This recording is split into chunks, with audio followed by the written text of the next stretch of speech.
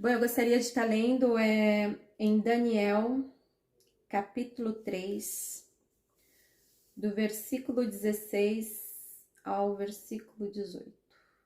Responderam Sadraque, Mesaque e Abednego e disseram ao rei Nabucodonosor: Não necessitamos de te responder sobre este negócio. Eis que o nosso Deus, a quem nós servimos, é quem nos pode livrar. Ele nos livrará do forno de fogo ardente e das tuas mãos, ó rei. E se não, fique sabendo, ó rei, que não serviremos a teus deuses, nem adoraremos a estátua de ouro que levantaste. Eu acredito que a fé de Sadraque, Mesaque e Abednego, que era Ananias, Misael e Azarias, eu acredito que a fé deles era essa fé em Deus, que, olha, se eu tiver que me prostrar diante de uma estátua, eu prefiro morrer, me joga no fogo, sabe? Deus pode me livrar, mas se ele não me livrar, eu me recuso a me dobrar. Eu gostaria de voltar um pouco atrás na história desses moços. Esses moços, eles estavam vivendo uma época de apostasia. Por estar em apostasia, eu acredito que talvez as pessoas já não falavam tanto sobre Deus, não havia aquela obediência por parte do povo de Israel a Deus, a ponto de Deus permitir que Israel fosse levado cativo para a Babilônia. Esses moços que são levados cativo, eles estavam determinados a viverem em conformidade com aquilo que eles haviam aprendido, conforme a palavra de Deus. E a determinação deles era tão grande que aqui fica muito claro que se eles não fossem viver em conformidade com a palavra de Deus, eles prefeririam morrer. Esses jovens, a Bíblia fala que a identidade deles foram mudada. Quando você fala de mudança de identidade, é como se você tivesse que deixar no passado tudo aquilo que você acredita, tudo aquilo que você viveu. Esses jovens, eles passaram por todo tipo de sofrimento. Nesse lugar onde eles estavam, que ali a identidade deles foram trocada, eles decidem ali serem fiel a Deus. O que a palavra de Deus está dizendo é o seguinte: independente de qual seja a nossa situação, nós temos que permanecer fiel a Deus. Não importa o que ela tem nos causado, qual é o tipo de sofrimento que ela tem nos causado, até essa perda da identidade, de não se reconhecer mais, porque é isso que o cativeiro ali do Nabucodonosor fez com o povo de Israel. Tirou a identidade deles, tirou a alegria deles. Eles vão dizer o quê? Que eles chegavam, penduravam as suas harpas no salgueiro e choravam. E o povo falava: canta para nós uma canção. E eles falam: como cantar? Como que nós podemos cantar? Deus esteve com eles ali naquela situação. Às vezes Deus permite algumas coisas na nossa vida, a gente não entende o porquê. Por que que Deus está permitindo? Não entendemos o porquê.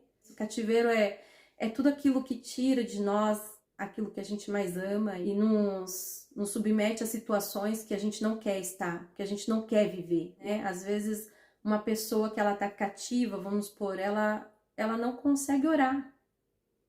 Uma pessoa que está cativa, ela não consegue ler a palavra. Ela quer, mas ela não consegue. Quando ela tenta ler, ela não consegue absorver. A gente vê aqui a Bíblia faz questão de nos contar essa história. Não faz questão de contar, não mostra pra gente a resposta que a gente gostaria nessa história, mas ela nos mostra a fidelidade desses meninos em meio a essa situação. Independente aí da situação que a gente esteja vivendo, né, que nós possamos aí ser como eles. E Deus nos dará livramento no meio dessa situação. Deus mostrará que Ele é Deus, agirá com milagre nessa situação.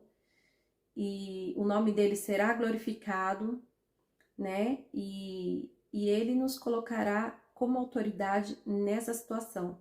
É igual José. O que aconteceu com José também não tem aquela, sabe, aquela explicação, aquela resposta, nem depois quando ele é governador, não existe uma resposta sobre a prisão dele. A gente que teve esse período da prisão, essa injustiça que ele sofreu, essa situação que foi tão injusta e você não vê. mas você vê Deus com ele naquela situação, Deus colocando ele como destaque naquele lugar, Deus usando ele naquele lugar, porque Deus usou ele para trazer a revelação dos sonhos, né, do copeiro e do padeiro, Deus usando ele naquele lugar.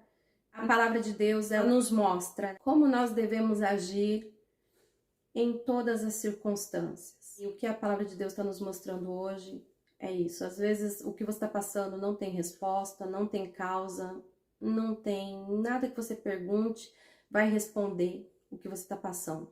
Nada, né? Se perguntar, foi eu que causei isso? Não, talvez não, como Daniel. Daniel não procurou aquilo. Sadraque, Mesaque e Abednego não procuraram aquilo. Talvez não tenha, mas Deus está dizendo que seja fiel,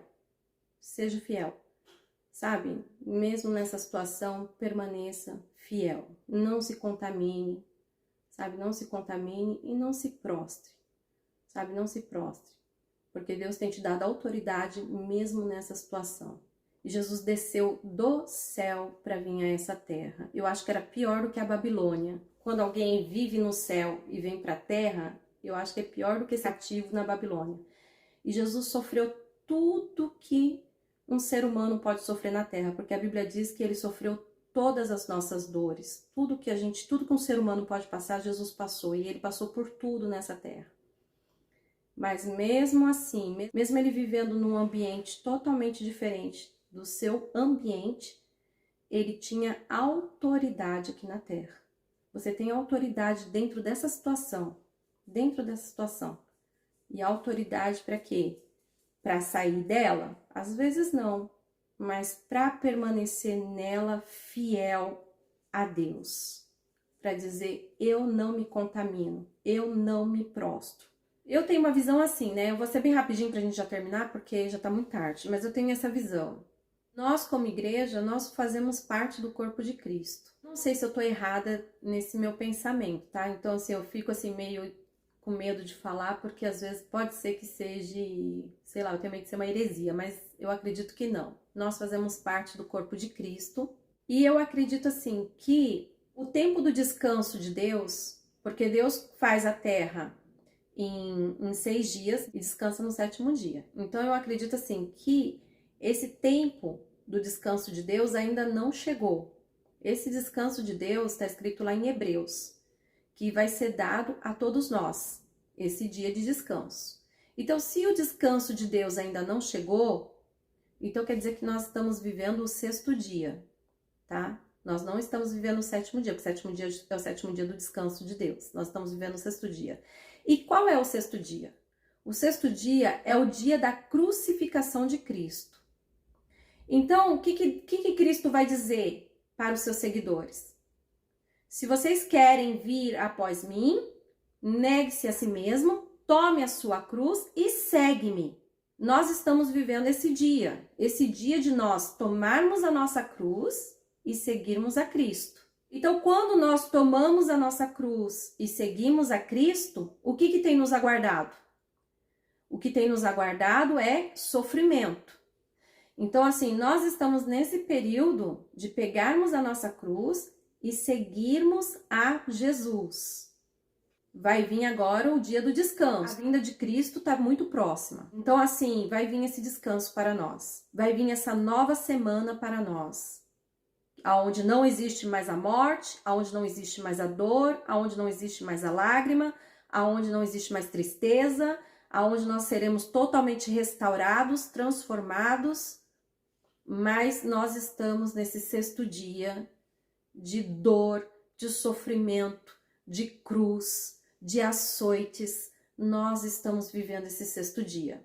Então, assim, nós temos sofrido, mas nós devemos permanecer fiel. Então, assim, eu não falo muito sobre isso, porque às vezes eu fico com medo de falar isso, porque as pessoas podem falar assim, não, mas Cristo já ressuscitou. Cristo já ressuscitou. Mas a igreja ainda não está vivendo essa ressurreição. A igreja está vivendo ainda o negue-se a si mesmo, tome a sua cruz e segue-me. A ressurreição nós viveremos quando nós formos transformados. Quando nós não estivermos mais nessa terra. Aí nós viveremos a ressurreição. Entende? Esse é o meu ponto de vista. Então, se você perguntar por que nós sofremos, porque nós fazemos parte do corpo de Cristo. Paulo vai dizer o quê? Que se nós sofremos com Cristo também seremos glorificados. Entende? Ainda não chegou o dia do descanso. Então, até lá, a gente vai passar por essas coisas. Amém?